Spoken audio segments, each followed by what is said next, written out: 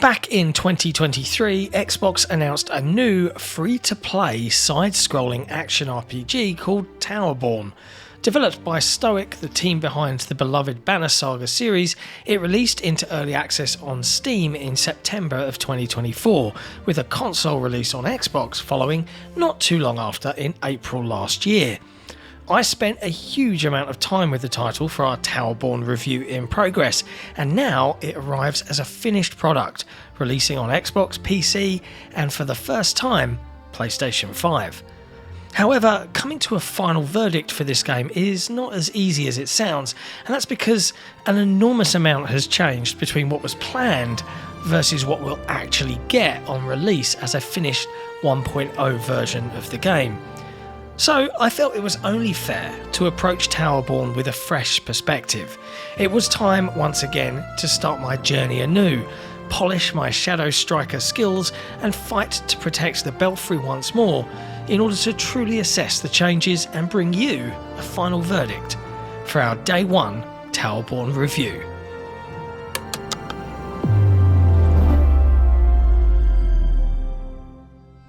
The first thing to note here for Towerborne is what is perhaps its most significant change, and it's worth highlighting because it fundamentally alters the game's structure and overall feel. As it was originally announced as a free-to-play title, this meant the game had a certain structure and a drip feeding of content that was designed to keep players coming back for more.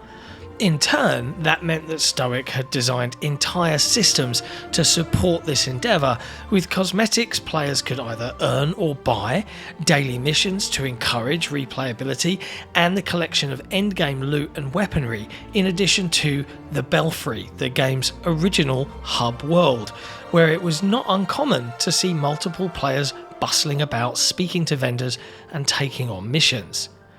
Switching the game away from that model to a more standard premium release approach meant a huge rethink of how the entire game would work. From online connectivity to game design, everything seems to have been adjusted to account for the removal of various free-to-play systems. Cosmetic items are now earned through gameplay, and there's no longer any microtransactions. Smartly, you can even import your legacy early access character and associated loot. To talk through all of those changes in detail, I sat down with Shayna Markham, design director at Stoic, in order to peel those layers and the decision making there apart. If you'd like to hear more about that challenge, go and check out our new 1v1 interview with the design director. But in short, Stoic listened. They listened to the community that had bought in and supported the project in early access, and I suspect listened to the market and the general reaction to new free-to-play titles. In short, they made what must have been a very tough call, and one that I suspect would have seen other publishers cancel the game in entirety. With that out of the way, let's look at what we've got now in Towerborne. There's a full and complete narrative arc and story campaign to play through, with a big bad guy to defeat alongside several new bosses. There are new enemies, a new coastal biome, as well as new side characters and quests to discover, plus a whole lot more. The game has a brand new introduction tutorial that covers the destruction of the City of Numbers and introduces characters and plot at a fair clip as you learn the ropes and become the ace you were born to be. In the world of Towerborne, as an aforementioned ace, you're tasked with protecting the last remnants of humanity who are now seeking refuge at the Belfry, a massive tower-like structure. There's more to what the Belfry actually is than meets the eye, but I don't want to spoil the story here. You can completely customise your character and indeed update and adjust your look at any time by visiting the appropriate vendor at the game's hub location. The Belfry, originally positioned as the multiplayer lobby and general hub of Towerborne, is still present and intact, but has been adjusted to account for the likelihood that it might just be you wandering around if you're playing solo, or your multiplayer crew, with the full game being playable in 4-player online and couch co-op. The presence of emotes and stickers to unlock and use feels now sadly redundant and merely a remnant of what was meant to be a more vibrant shared hub world. The bounty board, which was originally a home for the sort of daily challenges that one would expect to see with a free-to-play title, has now been adjusted to instead serve optional missions with clearly marked rewards, be it unlocking new Umbra, new skills, or providing upgrade resources for your gear. Once you access the world map and leave the safety of the Belfry, you'll have a large area to explore, with certain locations obscured in the fog of war until you've leveled up enough to access them. And there's a big fundamental change here. The world of Towerborne was originally designed in a Catan-like grid of hexagons, each one providing access to a mission in a specific biome, like the grasslands or the mushroom forest. Once a mission had been beaten, the tile would unlock and players could progress forward to unlock the next, and in turn explore the world. Or you could keep repeating different missions in these areas. That grid system is no more, and instead missions, of which I'm told there are around 50, are available at key locations and can be repeated if you would like, and that doesn't include all of the job board missions, of which there are loads. It's somewhat of a shame to see that map system done away with, but the change does make sense in terms of what the game now is. And really, the heart of Towerborne, its frenetic side-scrolling combat designed for maximum carnage, is still present and accounted for, and is a lot of fun, especially with friends. Towerborne is a side-scrolling action RPG at heart, and thank goodness it is still a very satisfying one to play.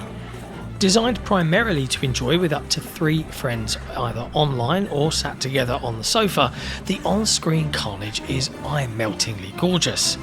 Combat has been rebalanced, and there are new difficulty options available, ranging from fairly easy to a new brutal mode if you're feeling masochistic, though you have to unlock it first. There's plenty of challenge to be had here, especially in the latter stages of the game and when facing off against some of the larger boss enemies. In certain quests and missions, NPC characters will now join you in the fight. There's some lovely quality of life features here, with some solid balancing that even allows lower level players to join my higher level character and still keep up, more or less. They also adjusted the revive system for downed teammates, which sees them able to crawl around and be brought back in stages, which is very nice. The early levels unfortunately still feel pretty repetitive, but one could arguably say that it's just the trappings of the genre. Enemies themselves are nice and varied, from different giant lizards called gobos, in addition to poison-spewing mushrooms, rabid-looking apes, crabs, birds, and a plethora of other beasties. And some of the brand new ones are fantastic.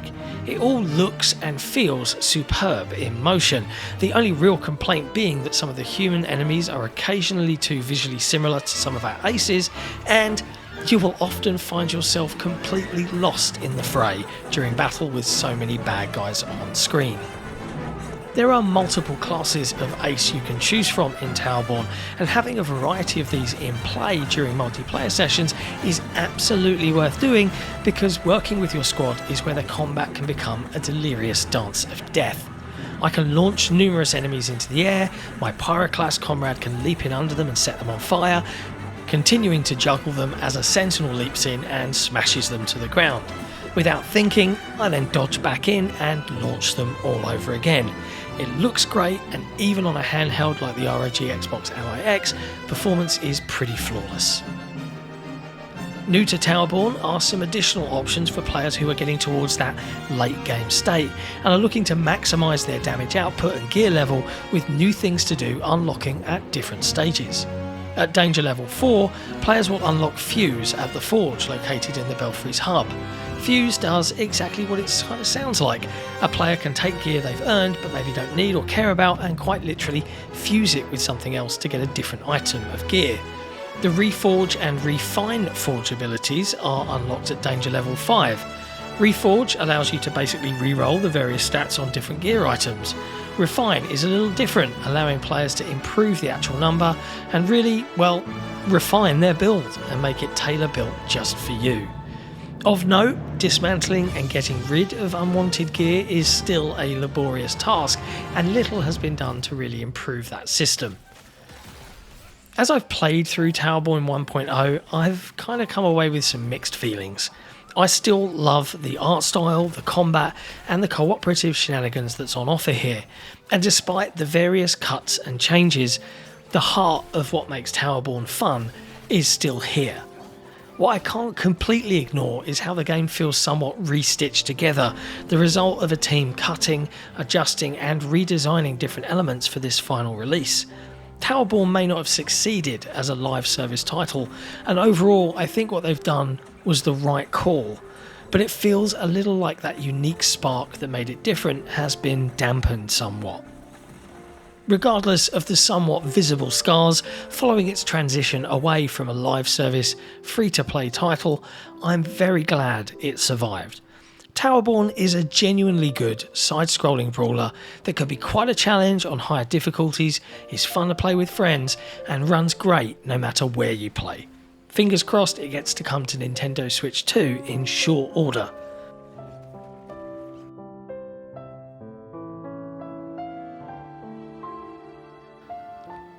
Thanks for watching. If you enjoyed this video review, be sure to give it a like, hit subscribe, and if you love what we do, why not head over to our website, playday.one, and check out the rest of our work. And we'll see you next time.